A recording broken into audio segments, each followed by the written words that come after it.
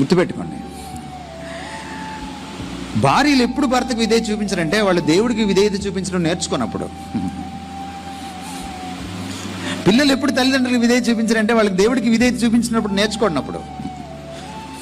సంఘస్థులు ఎప్పుడు పాస్టర్ గారికి పెద్దలకి విధేయత చూపించారంటే వాళ్ళు దేవునికి విధేయత చూపించడం నేర్చుకున్నప్పుడు. ఇక్కడ ఇంకో మాట కూడా చెప్పాలి, భర్తలకు కూడా చెప్పాలి. భార్యలు నీకు విధేయత చూపించాలని తమరు అనుకుంటున్నారే,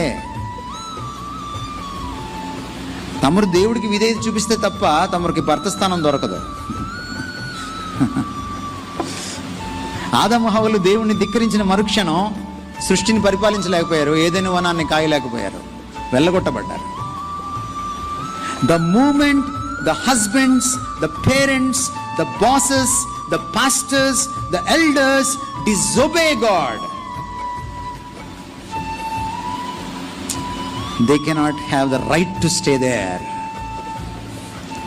భర్తలైనా, పాస్టర్లైనా, పెద్దలైనా, తల్లిదండ్రులైనా, ప్రభుత్వం అయినా, అధికారులైనా దేవుడికి లోపడకుండా వాళ్ళు ఆ అధికారాన్ని అభ్యాసం చేయలేరు. విధేయత యొక్క గొప్ప ఆశీర్వాదం ఏంటో తెలుసా మీకు? నువ్వెంత విధేయత చూపిస్తే అంత అధికారం దక్కుతుంది. యేసుక్రీస్తు వారు ఎంత విధేయత చూపించాడు?